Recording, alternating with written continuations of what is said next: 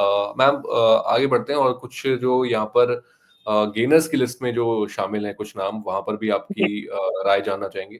पहला नाम इसमें नवीन फ्लोराइन का है। यहाँ पर 14% का आज यहाँ पर चेंज देखने को मिला है, यहाँ पर जंप देखने को मिला है। 5,680 के पास अभी ट्रेड कर रहा है। क्या करना चाहिए मैम इसमें?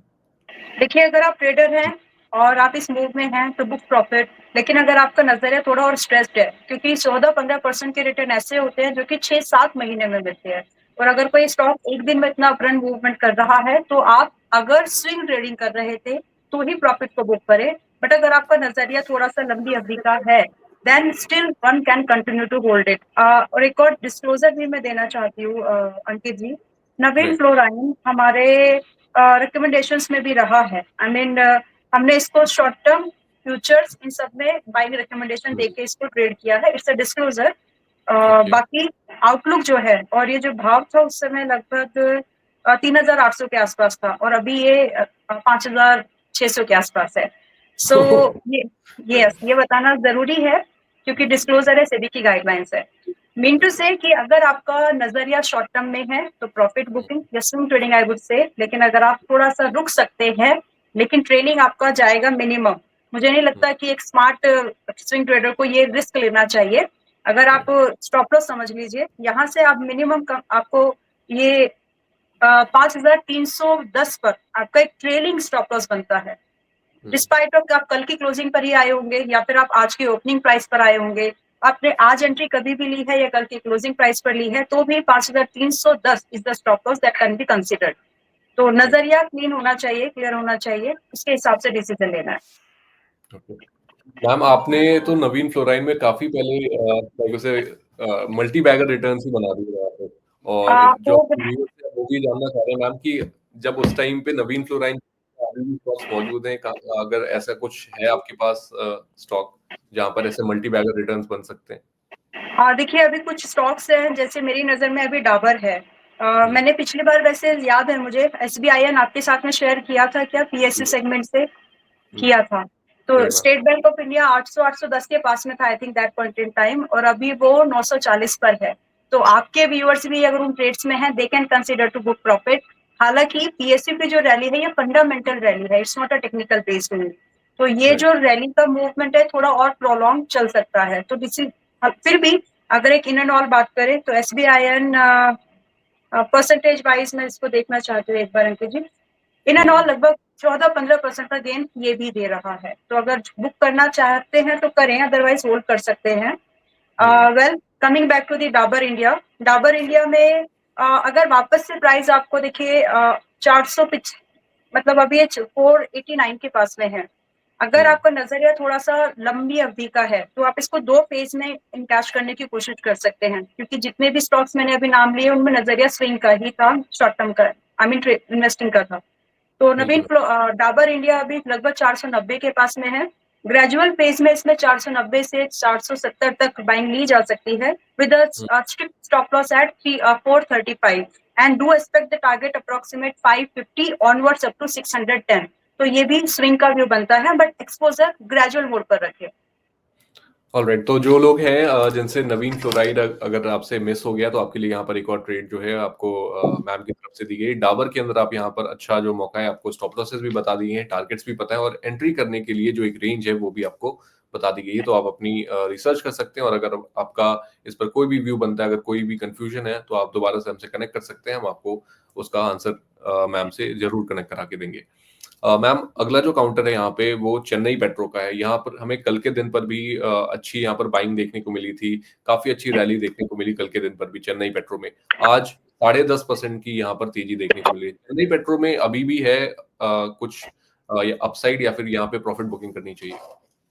ठीक है, जब भी कोई स्टॉक का नाम आता है मैं स्माइल कर देती हूँ तो ज्यादा तो लोग समझ जाते हैं कि कुछ तो हुआ है वहां पर। और वो इसलिए एक्चुअली चेन्नई पेट्रो, अंकित जी एक सेकेंड मैं अपडेट भी कर देती हूँ, टारगेट हिट। ऑलराइट, देखिए चेन्नई पेट्रो हमने शेयर किया है 28 अक्टूबर को 825 के भाव पर अपने टेलीग्राम चैनल पर। ये एक ओपन कॉल थी, मतलब सभी को शेयर किया था, though it was shared with exclusive members also, लेकिन Chennai petro telegram public channel पर भी दिया था। तो 825 से आज ये लगभग 970 चल रहा है with in a couple of 4 trading sessions, right. So this is kind of opportunity, but disclosure actually. This is an active call. 825 से 870, 920 एंड 1000 ये तीन टारगेट्स है, जिसमें कि 1000 वाला जो टारगेट है it is yet to hit. So still it's the open call according to the target. So this is the disclosure जो अभी 28 तारीख को हमने ट्रेड दिया था. ये डिस्क्लोजर देना जरूरी है, अदरवाइज फिर प्रॉब्लम नहीं होनी चाहिए. बिल्कुल मैम, और आई थिंक हमें मंडे कनेक्ट करना चाहिए था मैम. ये जो 4 दिन की जो रैली थी वो मिस हो गई.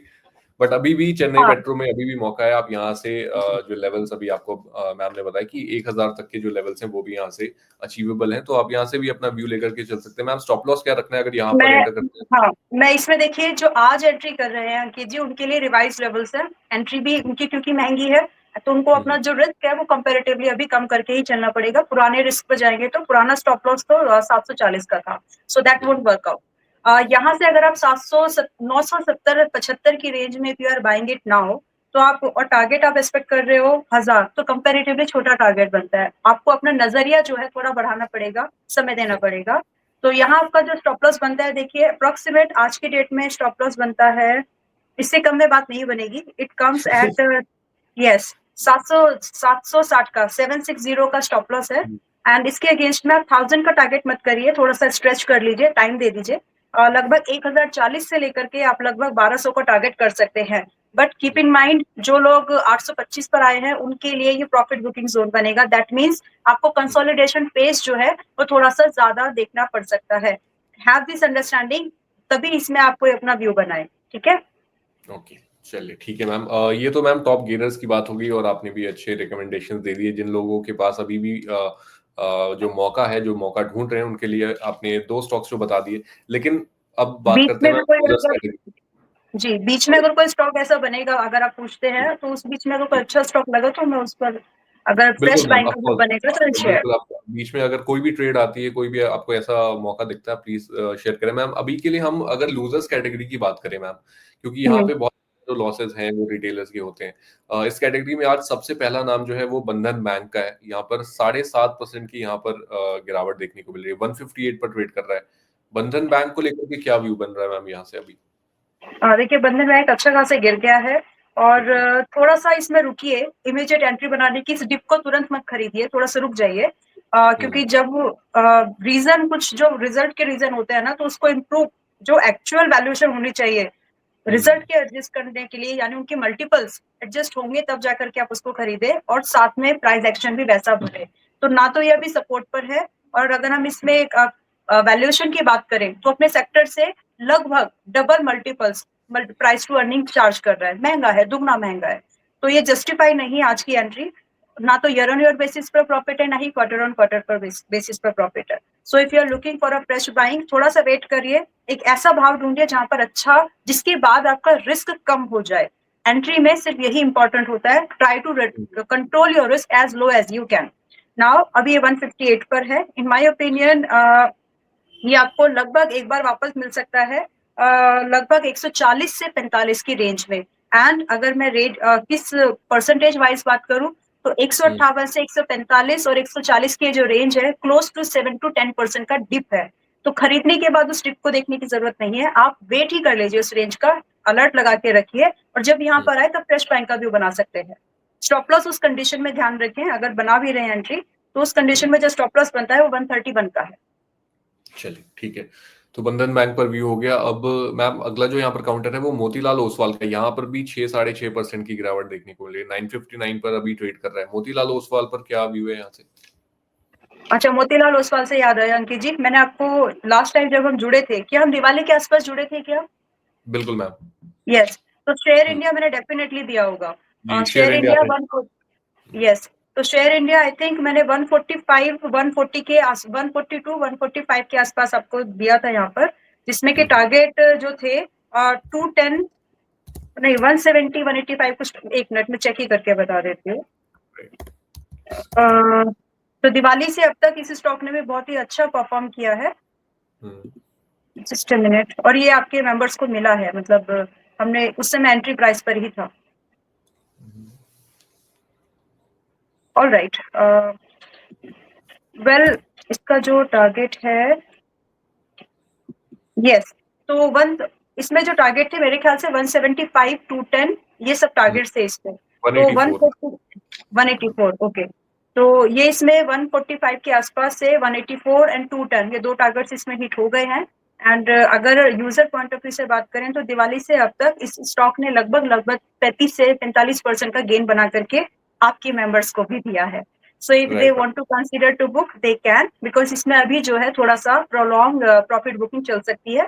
इट्स अ कंसोलिडेशन फेज, थोड़ा बहुत फ्रेश बाइंग वापस बनेगी लगभग 155 के पास में, then same target same stoppers के साथ वापस कंसीडर किया जा सकता है। नाउ अभी हम आपने बात किया है मोतीलाल ओसवाल के लिए। देखिए ये जो रीजन है ये सबको पता है, it's a fundamental macro factor की वजह से ये प्रॉफिट बुकिंग आ रही है इन शेयर्स में। जो सेबी का जो नया अमेंडमेंट हो सकता है पॉसिबली, जो अर्निंग रेशियोज जो होते हैं कंपनीज की, जो ब्रोकरेज होती है म्यूचुअल फंड हाउस में स्पेसिफिकली, तो उनके जो अर्निंग्स है उन पर डिप आएगा। तो ये एक रीजन है जिसपे कि प्रॉफिट बुकिंग ऑलरेडी दिख रही है। वेल इन माय ओपिनियन ये किसके लिए किया जा रहा है, will discuss it some other day. तो यस एक बड़ा, सबको मालूम है वैसे, it's nothing already nothing, yes सबको ही पता है। तो शायद जो ये प्रॉफिट बुकिंग है थोड़ा सा और प्रोलॉन्ग होगी, और यहाँ पर मोतीलाल ओसवाल में जो नया बाइंग व्यू बनता है वो लगभग 850 से 860 के बीच में बनता है, उससे पहले तो नहीं। चलिए मैम, ये मोतीलाल ओसवाल का जो ये पूरा जो भी आपने बताया कि एक जो नए प्लेयर्स आ रहे हैं उनकी वजह से भी बहुत सारा डिस्ट्रप्शन को लेकर के भी बातचीत है, तो उसकी वजह से भी थोड़ा फंडामेंटल्स जो है उनके वो भी इफेक्ट होते हुए दिख रहे हैं आपको? यस, क्योंकि मार्जिन देखिए, हर कोई कंपनी, बिजनेस का मतलब ये ट्रस्ट तो नहीं है, बिजनेस का मतलब नेट प्रॉफिट होता है, नेट प्रॉफिट। तो नेट प्रॉफिट अगर जो कंपनीज डिपेंडेंट ही इसी चीज को लेकर के कि उनको ब्रोकरेज मिलेगा, उनको म्यूचुअल फंड जो रेशियोज म्यूचुअल फंड के लिए जो उनमें जो चार्जेस लेते हैं वो लोग, चर्निंग चार्जेस एंड ऑल, उसका पैसा मिलेगा, तो वही है उनका प्रॉफिट। अब उसी पर लेकिन अगर आप एक बात कंट्रोल ये भी करते हो हैं। रही है मैम कि अगर जैसे इतने बड़े जब प्लेयर्स आते हैं तो उसकी वजह से मार्केट भी बहुत ज्यादा एक्सपैंड करती है, और भी जैसे रूरल एरियाज तक अगर हम म्यूचुअल फंड्स को पहुंचा पा रहे हैं तो उसकी वजह से मार्केट भी एक्सपैंड करती है, तो सबके लिए और भी ज्यादा वहां पर अपॉर्चुनिटीज है। मार्केट एक्सपेंड करेगी, लेकिन आपके आज के डेट में आपके प्रॉफिट जो है, इनका क्लाइंट बेस मार्केट वाला नहीं है, इनका क्लाइंट, उनकी वो अपने क्लाइंट्स को न्यू मार्केट्स में ढूंढेंगे। बट बिल्कुल। अगर जो अर्बन एरियाज में जो ऑलरेडी क्लाइंट हैं उनको भी अगर एक लोअर कॉस्ट पर वही सर्विस और बेटर मिल सके, तो पीपल विल, कहते हैं ना, जब कोई सस्ता मिले तो कोई महंगा क्यों ले, ये ना ले, बिल्कुल। तो वही बात अर्बन क्लाइंट्स के पास भी और आएगी, बिकॉज ये दे विल चीज गॉट तो एन हर अपॉर्चुनिटी। इंडस्ट्री में इन प्लेयर्स ने प्रूव करी है, तो ऑफकोर्स थोड़ा डर तो है ही। चलिए यस, ठीक तो है। वो डर ही है जो दिख रहा है यहाँ पर।